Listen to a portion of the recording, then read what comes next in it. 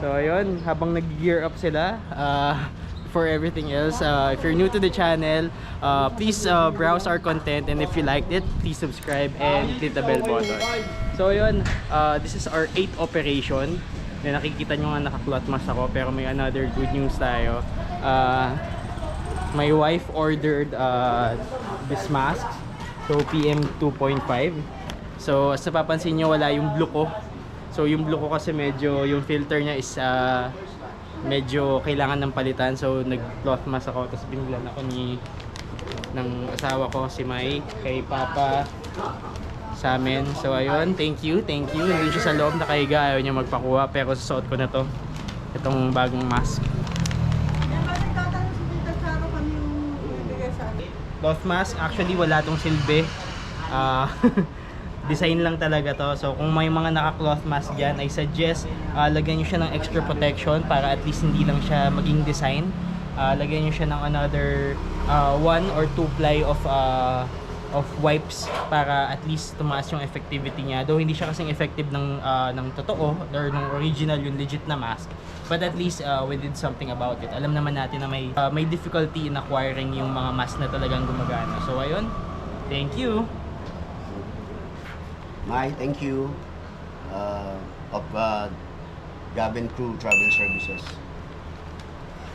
Yung iba nasa kanto pa, pero cue in muna natin yung music and title natin para pagbalik natin nandun tayo sa kanto kagad. So cue in the music and title in 3, 2, 1, go!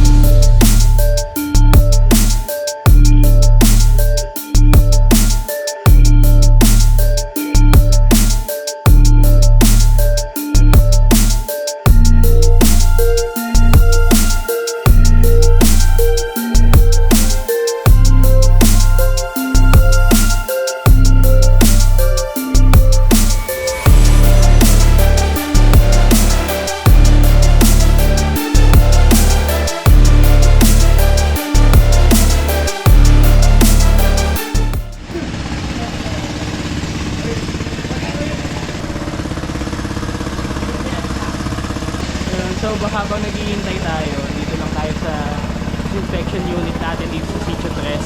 So yung ibang may iwan, tatao sila dito. Yung ibang nakasuit up na, kasama natin yan papuntang Sitio 1, 2. Then switch na ulit ng tao pagdating sa Tres. So ayan.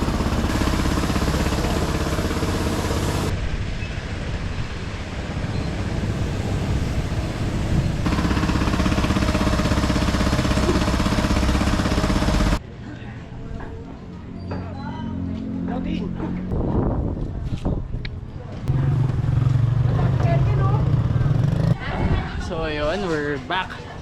Ito na ang ating pang-8. This is our 8th operation. So halos hindi ko na nga maalala yung ibang operation natin eh. Kasi akalain mo yun, ang tagal na pala nitong enhanced community quarantine natin.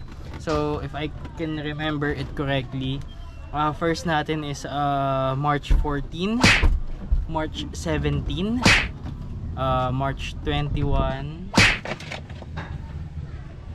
ko na maalala.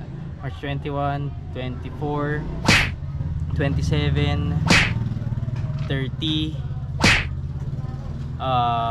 April 2, then today, April 5. Then today, April 5. April 5 ngayon. So, grabe. 8 operation na tayo. And again, thank you. And thank you sa lahat na nag-support. Because still, Barangay San Jose is still 0 positive. So palakpakan naman dyan. Pero yun, this is a small victory for us. But again, kumbaga we just won the battle but not the war yet. Kasi nga hindi pa tapos. COVID is still at large. And still we're defending our home. So again, kailangan pa natin pag-igtingin. So throughout the days na medyo may delay lang tayo sa pag-edit ng videos because kahapon birthday ng anak ko, so may delays tayo sa editing ng video kasi of course kailangan nating i-celebrate yun. Then pero aside doon, isa sa mga fortification na ginawa natin is yung improvised tent natin na nag-iisa has been upgraded to 3. disinfection tent. So yung tatlo doon, amin, yung dalawa is gamit pa nung nag-real estate yung family ko. So yun, rising concern kasi is of course yung initial reason natin kung bakit nagkaganon is to protect nga itong talipapa. Pero as time goes by, we saw the need na kailangan din lagyan yung entrance ng Sitio 2 and din yung entrance ng Sitio 4. But first, main real problem is of course our manpower. Since nagkakaroon nga tayo ng disinfection every 3 days, so hindi natin siya mamamanduhan lahat. So yun, buti na lang with the help of Tau Gamma na nag-volunteer sila na sila ang magman ng Sitio 4. Pero itong Sitio 3 and 2, kaming mga volunteers pa din. So nagpapalit-palitan na lang sila everyday. So per session, per shifting. So ayun ang ginagawa natin ngayon. Nagpe-prepare na tayo, malapit na tayo mag-start. Again, our new procedure, mag-i-start tayo sa Sitio 1 going to 2, then change tao, then Cruz, Sitio 4 and 3. So ito, alam kong inaabangan nyo to, shout out. Pero so yun nga, the past few days sobrang overwhelming ng support nyo. So sobrang thank you. At from 1,600 daily views, guys, thank you sa inyo kasi we're getting 20,000 views per day. 20,000 views per day and average dahil sa inyo, dahil sa suporta nyo. Maraming salamat. So ayun, pero yun nga, may isa pa akong sasabihin. Today wala muna tayong shoutout. Sorry, wala tayong shoutout ngayon kasi una, sobrang dami na po. hindi sa nagrereklamo pero sobrang dami, hindi ko na po talaga masundan. Sobrang hindi ko na ma-backtrack yung mga ibang nag-shoutout. And ayoko naman maging unfair na may na-shoutout ako tapos may hindi. So, for the meantime, magkakaroon tayo ng reset. So, up until the next video, wala muna tayong shoutout. Pero, meron po akong request sa inyong mga viewers. As you all know, nilalagay ko naman po yung socials ko dito sa video natin. So may mga nag-a-add po sa akin, ina-accept ko naman po. Then may mga nagbe-message about sa suggestion nila. And then pumasok sa isip ko na, maganda tong mga suggestion nila. So ganito na lang ang gagawin natin. So today, instead na shoutout ang gagawin natin, please comment down below kayo kung paano natin may improve itong channel natin. So masyado bang matagal? Masyado bang maikli? Masyado bang matagal yung videos natin? Anong gusto nyong i-focus ko sa mga susunod na video? Mas gusto nyo ba more on ma-highlight tayo, ma-music, or more on discussion para may natututunan kayo? So anything guys na pumasok sa isip nyo, basta sa tingin nyo is makakatulong para mas manood kayo sa amin.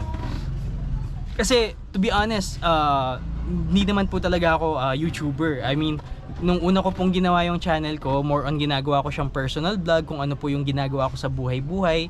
Pero since nagkaroon na nga ng interest and nag-spark na ang interest nyo sa fire volunteerism, ngayon nagsishift tayo ng onte para ma-focus dun sa fire. And hindi naman po talaga ako vlogger. Gusto ko lang po ma-inform ang mga tao tungkol sa ginagawa namin para at least napapanood nyo kami, may natututunan tayo, and then you patronize our content. So it's a two-way communication para mas maging okay po. So again, wala tayong shoutout ngayon, but please leave a comment below kung paano natin mas mapapaganda itong channel natin. Mag-suggest po kayo ng mga content na mga pwede namin gawin dahil as yun nga, hindi naman po araw-araw may sunog at ayaw po din natin na merong sunog as much as possible. So sa mga suggestion nyo, makakuha tayo ng mga content na pwede natin gawin for our idle time. Diba may nagko-comment last time na road to 5k subs. So today, officially we are 5,000 subscribers. So again, another clap hands natin yan. So another thank you yan. So yung sunod nating hashtag, sa road to 10k subs. So again, thank you sa inyong lahat. Check out muna natin yung team natin. Ayan, mag-i-start na tayo. So again, meron tayo palang sasaguting mga questions ngayon. 6. So throughout the video, well, alas 4 pa lang, hanggang gabi naman tayo, meron tayong sasagutin na 6 na tanong. So itong 6 na tanong, since hindi nga tayo mag-shoutout ngayon, ito yung essence ng mga tanong dun sa comment section. So kinonsolidate ko siya sa 6 na main idea na sasagutin natin throughout the video. Mamaya tayo mag-start ng question and answer, pero mag-i-start muna tayo ngayon sa ating operation. So let's go!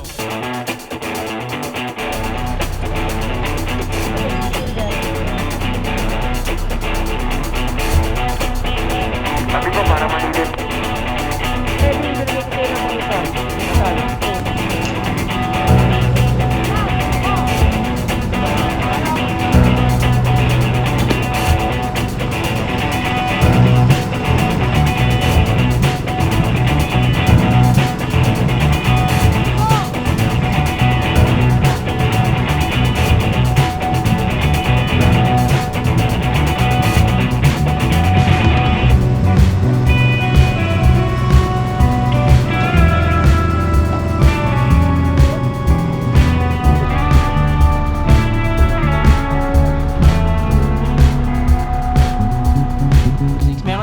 6 questions. Sasagutin natin yung unang question ngayon. So, ang unang question ay, so what is a volunteer firefighter? So ayun, kami yung volunteer firefighter, and again, from the word itself, we are volunteers. So basically, kami po ay mga bumbero na hindi po kami under ng BFP. So bilang volunteers, we're merely doing this for charity. So wala kaming sahod, wala kaming yun talagang full-blown support from the government, because that would be BFP. Our trainings are kung merong libre, so yun, may training kami pag may libreng training, conducted by, of course, pwedeng BFP, pwedeng other volunteer fire brigade, and usually po self-supporting ang mga volunteer firefighters. So ginagastusan po nila yung sarili nila. Actually, napakasimple nung tanong, pero parang sobrang lawak nung sagot. Pero para sa akin in essence, kaming mga fire volunteers ay hindi po kami required na gawin to, pero ginagawa namin dahil gusto naming tumulong. Gusto namin tong gawin dahil masaya kami sa ginagawa namin. Masaya kami na nakakatulong kami, masaya kami na sinusuportahan namin ng BFP, masaya kami na naglilingkod sa mga tao. So yun yung pinaka baseline kung bakit namin ginagawa to. Hindi naman nga po kami perfect, madami pa kaming trainings na gagawin, and madami din po kaming equipment na kulang dahil wala din kaming sariling pambili. Then ina-explain ko naman po ng maayos kung yung role namin bilang fire volunteers, ano yung role namin sa fire scene, na kami ay support lang sa BFP at sila po talaga yung main na bumbero. May mga times po na hindi talaga kayang tumakbo sa isang fire scene. For example po, pag sira yung truck namin, or kulang kami sa manpower, or may injured sa team namin, syempre po uunahin po talaga namin, of course, yung safety ng brigada. Actually, malawak yung sagot sa pagiging fire volunteer pero yun na muna yung sagot ko for now, na kami ay fire volunteer at ginagawa namin to because of our own will. So, dito na tayo sa welcome.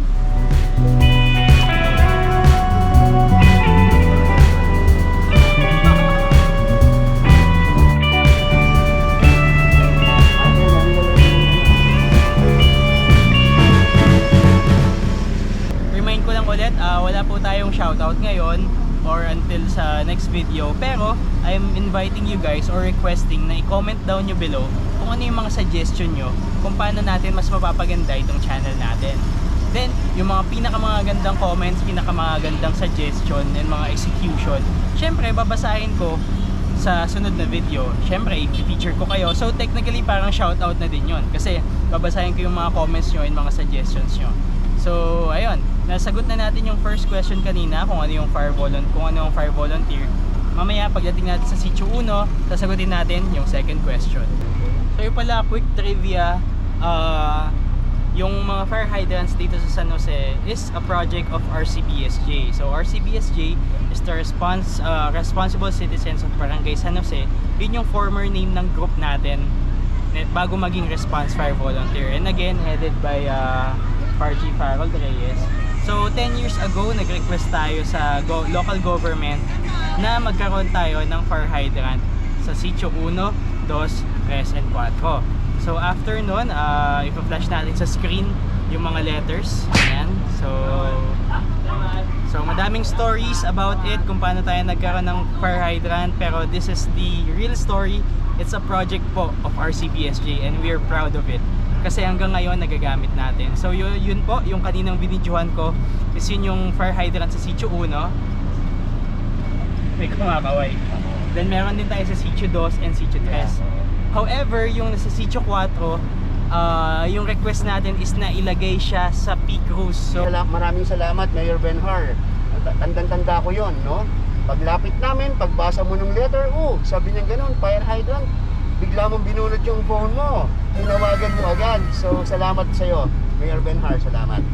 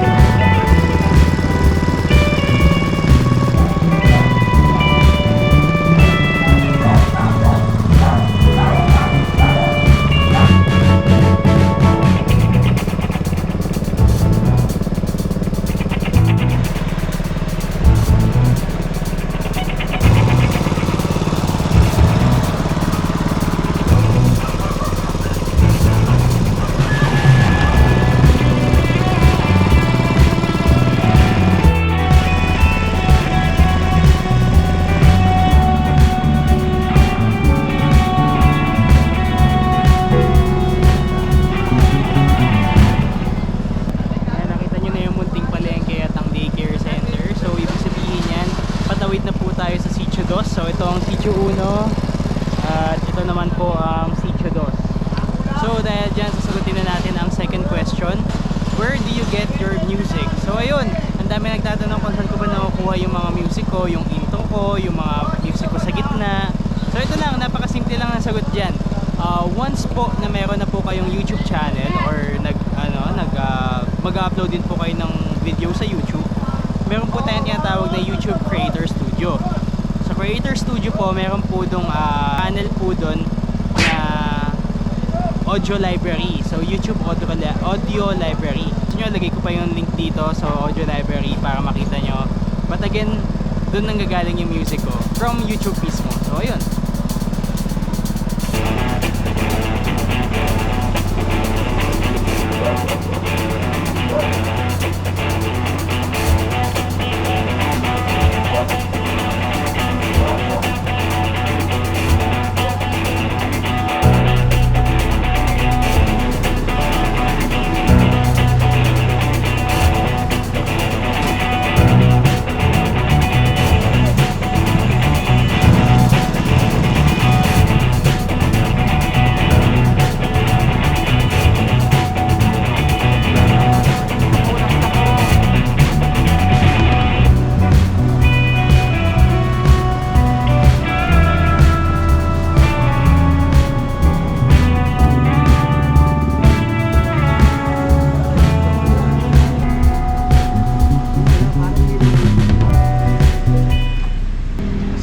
Tapos na tayo sa Sitio 2. So maglo-load muna sila, yan si John Edward. Yan, maglo-load sila ng tubig, tapos mag-mix sila ng bago. Yan, si Ken, Joshua ka ba, Joben? Jerome pala. Nagpapashoutout. Jerome Tiston, yung isang Joben Tiston, yan, kapatid sila. Habang naglo-load sila, yan si Warren saka si Ace. So papalit ba kayo doon? Yes. Sila pala ang papalit mamaya, pero habang wala pa sila yung nakatao dito. Yan, so sila din pala ang papalit na tao lahat sa atin mamaya, para sila naman ang si switch para magbantay dun sa tent.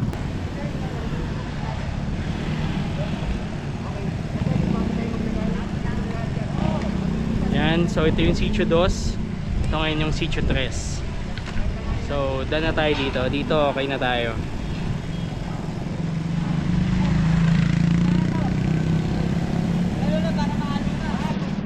Pag nag-load tayo ng water and nag-mix tayo ng bagong solution, we'll go to question number 3. So ito, karamihan ng itong mga karamihan ng mga comments na to is nanggaling dun sa ating biggest and highest viewing video of all time natin sa channel sa YouTube, which is yung Pandakan Manila. Then ang karamihan ng mga comments doon boils down to this question. Some of the comments, ito yung parang essence niya: why do you talk too much? So ayun, siguro in your perspective or your kung sa tingin mo how you perceive bomberos or firefighters, sila yung hindi sila masyado nagsasalita, yung diretso bihes, patay apoy, etc. But since nasa YouTube naman tayo and you know, vlogger ka, ang weird naman siguro kasi nang magvo-vlog ka tapos di ka nagsasalita. Better yet, or kung ayaw, sign language. Though kidding aside, the main reason kung bakit ako nagsasalita sa videos is because the aim of this channel is not to show what we can do. It's not to show off kung ano yung pinagagawa namin, but to educate the viewers. So, just for example, yun nga yung video natin sa Pandakan. So, nagsasalita ako doon kasi hindi naman tayo yung first responder. Madaming nag-first responder bukod sa atin. Then, ini-explain ko kung paano yung process, na kami yung nasa likod. General rule, pag may naunang fire truck sa'yo, pupunta ka sa likod and then you will offer your supply. Meaning nun, meron tayong tubig at ibibigay natin yon sa truck na nasa harap natin. Then, the process continues. Pag may truck sa harap nila, pasa-pasa lang yon hanggang makapunta yung tubig dun sa truck na first responder which is nasa harap to fight the fire. So in that very simple process, you help. So kung hindi ka man doon talagang pumatay ng sunog, but your water was able to reach the front line of the fire scene, you are a really big help. So ganun siya. Kaya ako nagsasalita habang nag-video, so to explain and to educate kung ano ba talaga ang nangyayari sa fire scene, para us bilang normal na citizens, if ever magkaroon man ng incident na tayo ay nasa fire scene, we know what to do, we know how to cooperate, we know how to help. So ayun, so that is question number, pangilan na ba tayo? 3? Question number 3. So later ulit, sasagot ulit tayo ng question. Nandito na tayo sa Sitio 3. So break time muna tayo, break time, then resume tayo ulit maya maya. Si mama nagluluto. So yun, thank you kay Gab-Gab at sa cake niya at nakain pa namin. Ayan. So ito na ating bagong team. Huwag yung biglayin ha. 2 joints. 2 joints. Kita ka na, sa Sitio 4 na tayo and 3. Kung paatras tayo, pupunta tayo sa 4th question natin for today. Ano ba ang BFP? So yun. So ang BFP ay ang Bureau of Fire Protection. So sila talaga ang naka-assign sa mga sunog na in general, pangkalahatan, namamahala about dito. So sila talaga yung literal na magigiting nating mga bombero. So ano ba ang role ni fire volunteer at patungo, or paano ba nagko-coexist si fire volunteer at si BFP? So in reality, ang mga fire volunteers will act as support. Susuportahan nila ang BFP along the way para mas maging effective, para mas maging maigting at mas maging safe ang ating mga community. Para sa akin kasi ang pagiging fire volunteer kasi is yung pagtulong mo and on the side. Pero since hindi nga siya talaga salary generate, hindi siya nag-generate talaga ng salary. So different na different siya sa BFP. Pero in the same way, they have the same aim, they have the same goal to prevent fire, to protect the public from fire, and to stop and extinguish fire. So ayun, yun ang difference ni BFP and ni fire volunteer. So tayo, fire volunteer, susuportahan natin lagi ang BFP along the all the way, suportahan natin sila. So tayo magiging act as a support system sa kanila. Yan sila ang mga main people, main key person pagdating sa mga sunog. So ayan. Ayan. So ito again, lagi ko namang ina-explain kung itong lugar na to, kung ano yung history niya. Diyan tayo dumadaan dati nung hindi pa lockdown. So ito, mga magigiting nating police, sir, nagbabantay sila dito sa lockdown area ng Hulo. Then we're going to start here, yung normal natin na process, yung normal natin na ginagawa, na papasadahan natin ang peak cruise habang papunta tayo sa Sitio 4. So ito, start na sila.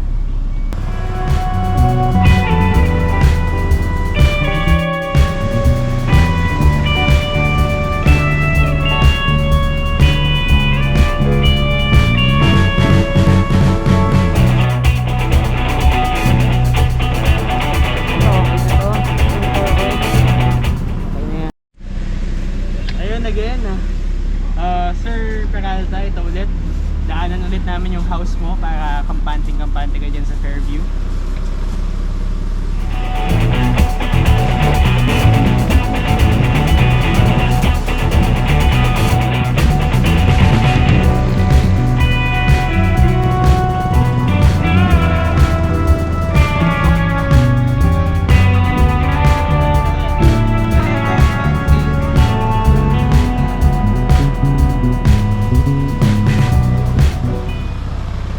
So ito yung isa sa mga tent natin. Ayan. So ang nangyari is Triskel yun, nag-switch sila. So meron silang isang tent, another tent, pero hindi na po yun galing sa atin. Ang sa atin is yung 3, 2, tsaka itong nasa 4. So si Triskel yun, nag-transfer sila doon, pero ang tumatao naman dito is si BSJ Toda. Ayan. So yun nga yung nasabi ni Chief kanina, iba-ibang grupo, talagang tulong-tulong sila. So sobrang thankful natin. So sobrang thankful ko sa community na to kasi lahat sila nagtutulungan. Then ayun, everyone is working together to keep the virus at bay. And tignan nyo naman yung resulta. Still 0 positive cases dito sa Barangay San Jose.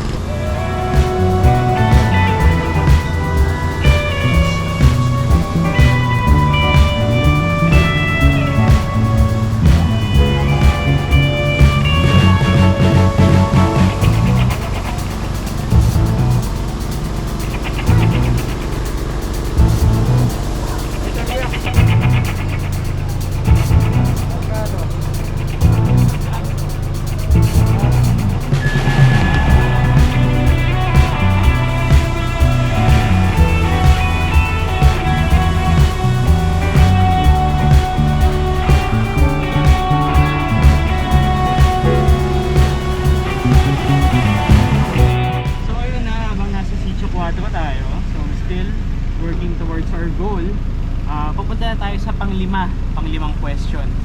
So isa sa mga question ay, why are you under-equipped? So ayun, bakit tayo napunta sa ganitong essence ng tanong? Kasi ang dami nagtatanong, bakit hindi ka naka-complete PPE, bakit wala kang flashlight, bakit wala kang gloves, bakit hindi kayo nagbibihis agad, etc, etc.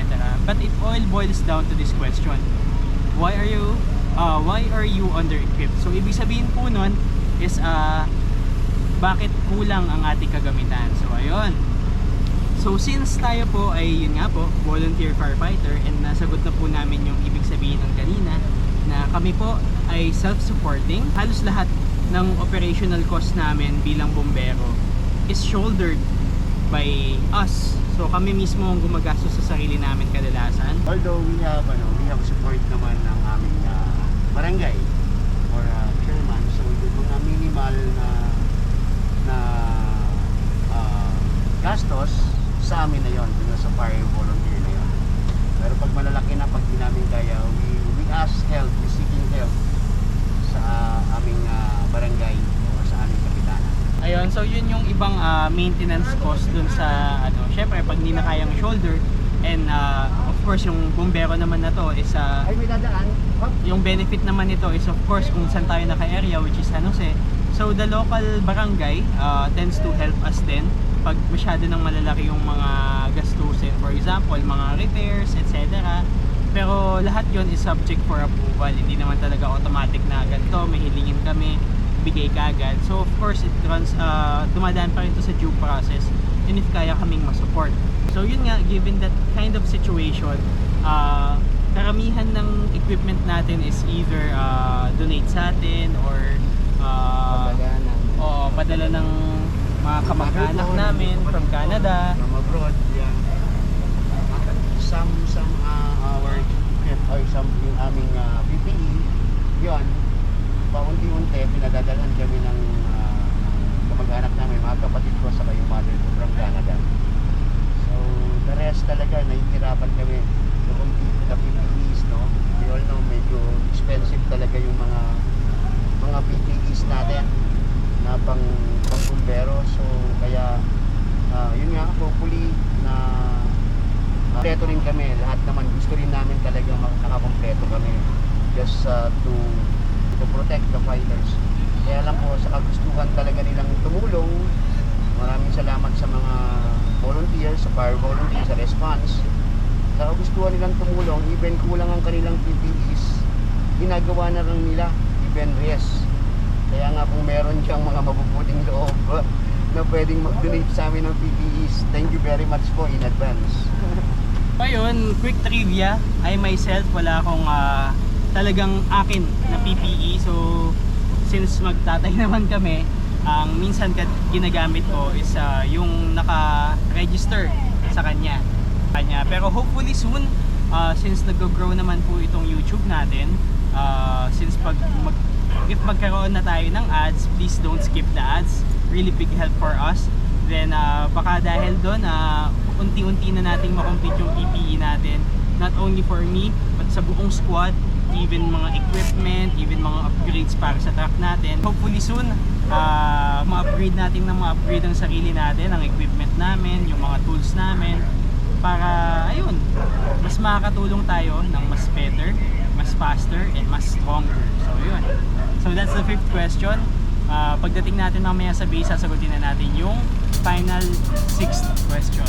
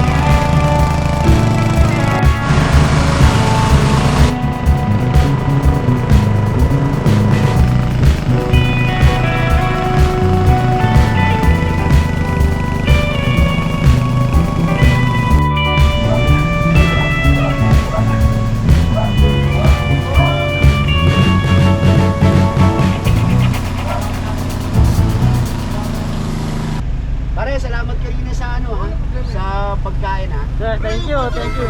Oh, Nakakarwas lang nun eh. Ilalim ilalim na lang. Oh, yung gulong ba? Thank you Kahit lakad ka, kami magpasalamat sa inyo dahil wala Salamat ginagawa din. niyo. Kami naman nagpapasalamat din. Mamalasakit yung puto. At Tato ka, kakarwas lang yan. 75. gulong lang pare, gulong lang. Okay pare. Thank you ulit, thank you. Kaninang umaga nagbigay siya ng food packs para sa mga volunteers natin nung nagbabantay sila sa tent. Thank you sir! Thank you pare. So yun, nagbigay siya ng mga food packs kaninang umaga. Yes, Ayun. Actually, kumpare ko siya. Naanak ko yung kanyang anak, of course. So yun, mga kumpare natin, tumutulong sila na sa way na pagpapakain sa mga volunteers natin. Kaninang umaga nagbigay siya.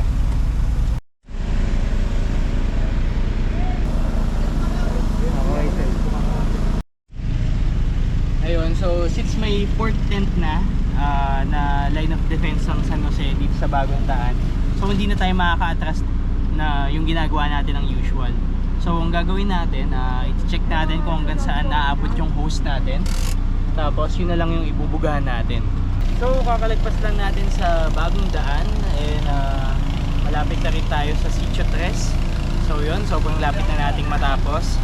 At ngayon pupunta na tayo sa final question, last question natin ngayong video is yung lagi niyong tinatanong. Again, sabi ko sa inyo, gagawa tayo ng hiwalay na video dito, pero since wala tayong shoutout ngayon, I think ito yung mga ways para to make it up to you guys. So ayun, how to be a fire volunteer. Yan, sobrang daming comments yan, sobrang daming tanong, sobrang daming mga unique users na nagtatanong. So for now, since gagawa natin siya ng mas intense na video sa ibang araw, it all boils down to 4 aspects. So yung una, dapat ikaw ay nasa tamang edad. Pangalawa, of course dapat kaya ng katawan mo, physically fit. Pangatlo, you know what you're getting yourself into. Alam mo kung ano yung pinapasok mo. Then pang-apat, si Parchief ang magdi-discuss. Special qualities yun. So yun, yung apat di-discuss ni Parchief. Ang nakikita ko kasi when you enter the volunteerism, no? Ang nakikita ko isang ito is para sa amin, ano? Of course, iba-iba kasi yung criteria ng bawat brigada. Pero sa akin, kung talagang pagpa-fire volunteer ang gusto mo, dapat meron kang pusong kawang gawa. Because ulitin ko, pusong kawang gawa. Why? Kasi dito sa pagpo-fire volunteer, wala ka naman tayong compensation. That is why volunteer. Although, meron kaming mga minimal na natatanggap sa barangay or yung mga appreciation ng mga tao, for example, yung mga binibigyan ng mga food, no, natutuwa sa ginagawa namin. One good thing with the fire volunteers, no, once na naapulan nyo ng mas maaga or naapulan nyo yung apoy na mas maaga, yung mga tao, yung pasasalamat, meron dyan, no, meron dyan madaling araw nangyari sa amin, 2:00. So babangon ka, kasarapan ng tulog mo, merong nag-urge sa'yo na bumangon. Kasi parang may nagpipicture sa utak mo, sa isip mo, na may mga batang umiiyak, matandang tumatakbo na nadadapa, may mga buntis na yung gano'n, no, yun yung mapipicture sa isip mo eh. Pipilitin ka ng katawan mo sa kanang isip mong bumangon just to respond dun sa sunog. So yun yung masarap doon. And then after that, kung mas maganda, no, na ano nyo, na napatay nyo yung apoy agad, yung pasasalamat ng tao ang pinakamasarap. Honestly, yun yung pinakakapalit eh. Nung ginagawa namin pagsasacrifice, may nagpapalakpakan na tao, you know, yun yung mga bagay na hindi mo mabibili kahit magkano. Sa experience namin, yan, yung mga fire volunteer ko, maraming salamat sa kanila hanggang ngayon. Andito sila, tumutulong, sumusuporta sa aming mga ginagawa. Because of that, yung matutulog kang nakangiti, na meron kang peace of mind. Kumbaga, nakatulong ka, wala ka man naitulong monetary, wala ka naman pera, for example, wala ka namang itutulong in terms of pera. Pero yung service mo, nagawa mo siyang tulungan, nagawa mong tulungan yung mga tao at napasalamatan ka. I'm surely, iba pakiramdam. Pag na-experience nyo, ang sarap matulog ng nakangiti. Yun. Sana marami nang mag-fire volunteers, no? Wait, nakakawayan ko lang yung bata. So ayun, hinabol ko siya kasi lagi siyang nasa videos natin. Ayan. So ayun, sana na-answer yung question nyo doon, yung mga lagi nagtatanong. Pero do not worry kasi gagawa pa tayo ng mas intricate na video about how to be a fire volunteer. And again, disclaimer, yung sinabi namin is sa amin as fire volunteer. And madaming fire volunteers across Philippines. Iba-iba yung requirements nila, iba-iba yung mga kailangan nila sa tao. Pero yung sinabi namin kanina, yun yung para sa volunteer namin ngayon, yung brigada namin ngayon. If you're a fire volunteer, then napunta ka sa or nasa isang organization ka na meron kayong compensation, then meron kayong allowances and other stuff, sobrang galing, sobrang solid niyan. And at the same time, saludo ako sa inyo. Kasi alam mo yun, pinasok natin to nang wala tayong ina-expect na kapalit eh. So itong mga nakukuha natin ng mga additional allowances, kung sakali man big or malaki na yung volunteer fire brigade na napasukan mo, is extra na lang yun. Kumbaga plus na lang yun sa service mo. Then of course, saludo din ako dun sa mga volunteers na nasa organization na little to minimal yung support na nakukuha nila, kasi dun mo talaga makikita na ang puso nila at ang yung service nila is para sa tao at para sa kawang gawa. So ayun, yun nga, i-echo ko lang yung sinabi ni Chief kanina na sobrang saya maging fire volunteer. Hindi man siya talagang trabaho na pambuhay sa sarili mo or pambuhay sa pamilya mo. I mean, compensation, hindi man siya ganon. pero yung balik naman niya sa'yo is super priceless, hindi mabibili ng kahit anong pera. And kumbaga yung nakukuha mo dito is makaka-feed hindi ng tiyan, pero makaka-feed ng soul mo. So yun, parang ganon. Hindi lahat ng bagay ay kayang bilhin ng pera. Yung kaligayahan na nararamdaman ng isang fire volunteer, ako mismo, naranasan ko maraming beses, marami kong beses na napasalamatan. Although, meron din mga times na binabatikos kami. Meron din mga times na instead na pasalamatan kami, kami ay tinutuya. Pero okay lang yon. Kumbaga, parang ganito ang ratio. Merong 10, siguro 2 lang yung magbabatikos. Pero yung 8, ayun yung pinakamasarap. Yung 8 ang magkaka-appreciate sa'yo. So, yon. Hindi lahat ng bagay na bibili ng pera. Merong mga kasiyahan na kayang tapatan ng mga pagtulong sa kapwa. At kumbaga, hindi naman natin hinihintay na tayo balikan. Yung simpleng salita lang po na maraming salamat or salamat, masayang masaya na po kami doon. Salamat po. Again, yun ang words to echo, yun ang mga answers namin para dun sa 6 na tanong para dito sa video natin na to. Again, wala nga tayong shoutout up until the next video, but again, in return, kailangan yung mga comments nyo to give us an insight kung paano namin mas mapapaganda yung itong channel natin. So yun, tayo ngayon ay nasa Sitio 4 na. Again, yun nga, yun nasabi ni Chief kanina, parang ganun din yung nasa YouTube natin eh. Siguro yung isang video sa 200 na nag-like, may mga 2 dislike, mga ganon. O kaya sa 100 nag-comment ng positive ng thank you, na salamat idol, gusto ko kayong maging katulad nyo. May mga 2 or 3 yun, we're not doing a great job. Pero again, syempre saan ba tayo mag-focus? Syempre hindi natin i-focus yung sarili natin sa negativity. Mag-focus tayo dun sa positive na nabibigay natin sa tao, sa learning na nabibigay natin sa viewers natin, sa hope na nabibigay natin sa mga aspiring volunteers, and then sa will para mas lalo tayo mag-push harder, to work harder towards a better life, towards a better future. Again, ito, napapromote natin yung community service, volunteerism, which is sa tingin ko never magiging bad thing regardless kung anong viewer ka, matanda ka man or bata. So ayun, nasa Sitio 3 na tayo. And time check, 8:36 na. 8:36. Almost same ng mga operator natin. Matatapos pa din tayo ng 9.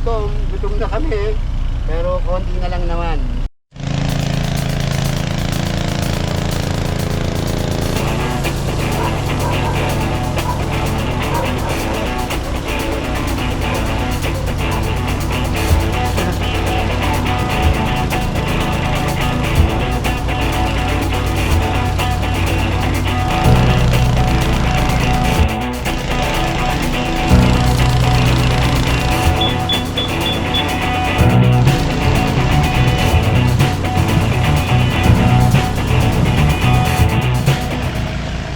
So ito na, magdi-disinfect na tayo bago tayo pumasok sa loob ng bahay. May pagkain dyan? Salamat pala kay Ate Belinda para sa bigay niyang mami. Thank you, thank you. Madam, I love it! Ayan. Disinfect tayo. Ayan.